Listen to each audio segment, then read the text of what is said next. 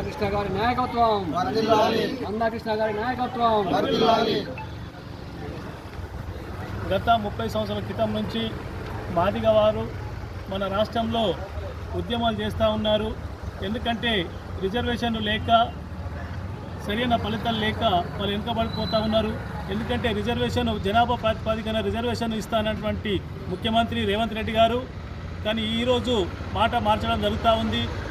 వాస్తవంగా జనాభా ప్రాతిపదికం మీద 11% రావాల్సినటువంటి రిజర్వేషన్లు 9%కి కుదించడం అది మాదిగలకు అది అన్యాయం చేసిన వాళ్ళు అవుతూ ఉంటారు. కాబట్టి దాన్ని 9% నుంచి 11%కి పెంచాలనేది వాళ్ళు డిమాండ్ చేస్తూ ఉన్నారు.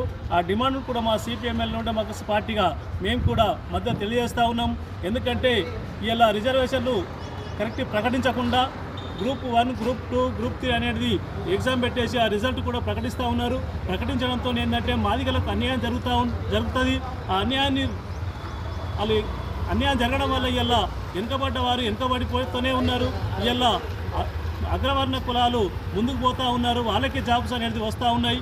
ఇది మరి రాష్ట్రంలో అన్యాయం జరుగుతూ ఉంది.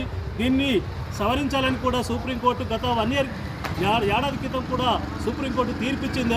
ఆ తీర్పును కూడా ఇప్పుడు పరిపాలిస్తున్నటువంటి ముఖ్యమంత్రిగా రేవంత్ రెడ్డికి కూడా దాన్ని ధిక్కరించి సుప్రీంకోర్టు కూడా ధిక్కరించి ఇలా మాటలు మాట్లాడుతున్నట్టే ఇలా మాదిగల పట్ల ఎంత వివక్షత ఉందో అర్థమవుతా ఉంది.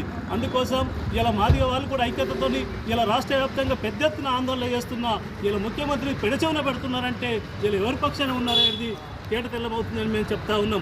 అందుకోసం ఇకనైనా ఆ రిజర్వేషన్లో అసెంబ్లీలో చెప్పేసి ప్రకటించాలని చట్టబద్ధత చేయాలని మేము డిమాండ్ చేస్తున్నాం. లేకుంటే వాళ్ళు రేపు జరగాల్సిన ఉద్యమానికి మా పార్టీగా కూడా పూర్తిగా ఆందోళన కార్యక్రమంలో ముందుంటామని మేము తెలియజేస్తూ ఉన్నాం.